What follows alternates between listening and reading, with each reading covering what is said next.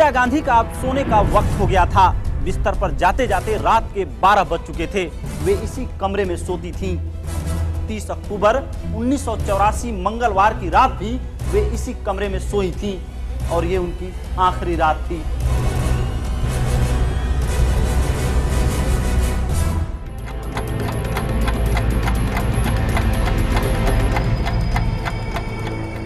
इसी कमरे में रहते थे राजीव गांधी, सोनिया गांधी, राहुल और प्रियंका। 31 अक्टूबर सुबह 4 बजे सोनिया गांधी इसी कमरे में थी और उन्हें अस्थमा का अटैक आया। वो बाथरूम गई दवा लेने के लिए। इंदिरा गांधी की भी नींद खुल गई और वो भी सोनिया गांधी की मदद के लिए पहुंची। इंदिरा गांधी को सोनिया गांधी की फिक्र थी और वो ये कहकर सोने चली गई थी कि अगर तबीयत ज्यादा खराब हो तो मुझे आवाज लगा देना। और इंदिरा गांधी सोनिया गांधी की फिक्र इसलिए भी ज्यादा कर रही थी क्योंकि राजीव गांधी 1 हफ्ते के पश्चिम बंगाल दौरे पर गए हुए थे।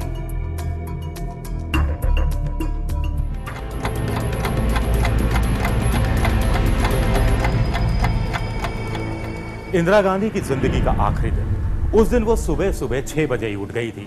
हल्के चाय नाश्ते के बाद उन्होंने सुबह के अखबारों की सुर्खियों का जायजा लिया, उन पर सरसरी निगाह दौड़ाई और उसके बाद बीबीसी की डॉक्यूमेंट्री के डायरेक्टर पीटर उस्तिनोव को दिए जाने वाले इंटरव्यू के लिए खुद को तैयार करने लगी। इंटरव्यू के लिए समय मुकर्रर हुआ था सुबह 8:30 बजे का।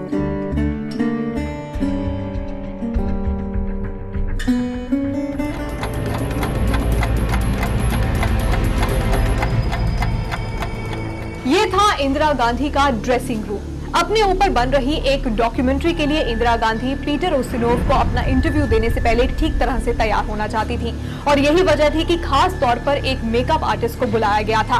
तो एक तरफ इंदिरा गांधी का मेकअप चल रहा था तो वहीं दूसरी तरफ एक फिजिशियन डॉक्टर केपी माथुर उनकी सेहत की जांच कर रहे थे।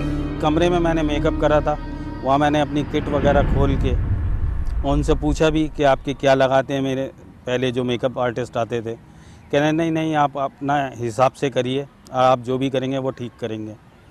तो मैंने उनका मेकअप स्टार्ट कर दिया।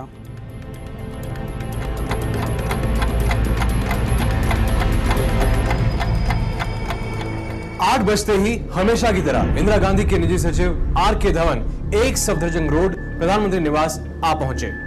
मेकअप के दौरान ही इंदिरा गांधी ने आर.के. धवन को कुछ जरूरी निर्देश दिए। 31 तारीख को जैसे कि हमेशा मैं सवेरे जैसे कि मेरी प्रथा थी, हर सुबह मैं 8 बजे वहाँ पहुँच जाता था। कुछ भी हो, साल के 365 दिन सवेरे 8 बजे मैं पहुँच जाता था। 8 बजे मैं वहाँ पर पहुँचा 31 तारीख को, तो मैंने देखा कि इंदिरा जी का बार्बर आया हुआ था और वो उनके बाल ठीक कर रहा था काट। उस वक्त उन्होंने मुझे 2-3 आदेश दिए। एक तो उसने आपको डिनर पे बुलाना है रात को।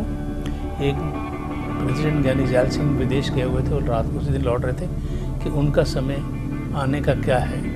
और क्योंकि उनको एक प्रिंस एन को डिनर पे बुलाया हुआ था तो दोनों का आपस में क्लैश ना हो, एयरपोर्ट पे जाना है प्रेसिडेंट का। एक आनंद भवन के ऊपर फिल्म बनाई गई थी कि वो फिल्म भी जो है उसको भी काफ़ी पहले एडवांस में मंगा ली जाए ताकि वो देख सके। ये उन्होंने मुझे 4 आदेश दिए।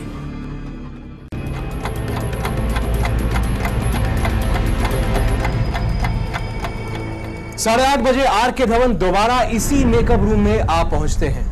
आर.के. धवन 8:30 बजे होने वाले बीबीसी के इंटरव्यू का समय बदलने का संदेश लेकर आते हैं। बीबीसी के इंटरव्यू का समय 8:30 से बदलकर 9:20 कर दिया गया। लेकिन वो इतनी उत्सुक थी कि बार बार पूछ रही थी कि वह तैयारी हुई है कि नहीं। इतनी देर में वहाँ से संदेश आया कि बिल्कुल अभी वो आ सकती है। अपने हाथ से मुझे नाश्ता चाय का कप दिया। अब फिर वो उसके बाद वो इंटरव्यू के लिए जा रही थी। आज से ठीक 25 साल पहले बुधवार की सुबह 31 अक्टूबर को श्रीमती इंदिरा गांधी अपने 1 सफदरजंग रोड स्थित इस मकान से बाहर निकली थी 1 अकबर रोड अपने दफ्तर जाने के लिए। सुबह 9:10 का उस समय का समय था और 1 अकबर रोड पर बीबीसी की एक टीम उनका इंतजार कर रही थी उनके एक खास इंटरव्यू के लिए। जब इंदिरा गांधी यहां से निकली थी तब उन्होंने हाथ से बुनी हुई नारंगी रंग की साड़ी पहनी हुई थी जिसका काले रंग का बॉर्डर था। सुबह सुबह का वक्त था, हल्की हल्की सर्दियों की धूप छिटकी हुई थी और बगीचे में दोनों तरफ बूगनवेलिया के फूल खिल रहे थे। तो इंदिरा जी के साथ बिल्कुल मैं साथ उनके साथ चल रहा था रोड जाने के लिए, जैसे कि हमेशा जाते थे। रास्ते में उनको एक वो अपना वेटर मिला जो अपने प्यारे और कप प्लेट ले जा रहा था चाय के लिए, तो इंदिरा जी ने कहा कि ये प्याले अच्छे नहीं हैं, और चाय करके एक अच्छा सेट में वहाँ से निकाला।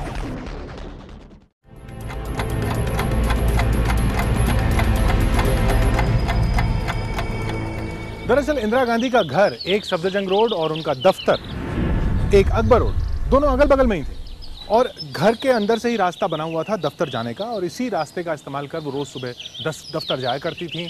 सुबह 8 से 10 के बीच जनता से मिलने के लिए जनता दर्शन के लिए जाया करती थी। जहाँ लोग आते थे वो लोगों का दुख दर्द सुनती थी, कोई भी मिल सकता था, कोई रुकावट नहीं थी।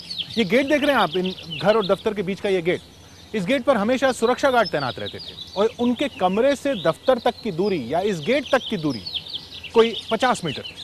देखिए, 1 अकबर रोड और 1 सफदरजंग रोड एक साथ कोठी है, बीच में मिले हुए। हमेशा सवेरे वो 1 अकबर रोड पे जाती थी, वहाँ पर जनता को मिलती थी, खुले दरवाजे होते थे, कोई भी व्यक्ति हो, महिलाएं हों, पॉलिटिशियंस हों, बाहर से दूर पर्यटक टूरिस्ट आए हों, कोई भी आ सकते हो, किसी प्रकार की कोई छानबीन नहीं होती थी, गेट खुले होते थे, कोई रुकावट नहीं थी, कोई भी व्यक्ति उनको आके मिल सकता था। उसमें दर्शनार्थी भी बहुत होते थे, टूरिस्ट वाले भी होते थे, पॉलिटिशियन भी होते थे, लोग अपनी दर्दनाक कहानियाँ सुनने वाले भी होते थे, पटिशनर्स भी होते थे, हर प्रकार के लोग होते थे।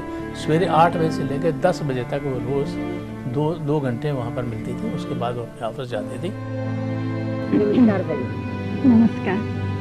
बात ये है, हमने आज बहुत अच्छा मौका मिला और इतने दिनों के बाद में बहुत अच्छा काम हुआ। हमने आपका कीमती वक्त है, शांति तरह गाय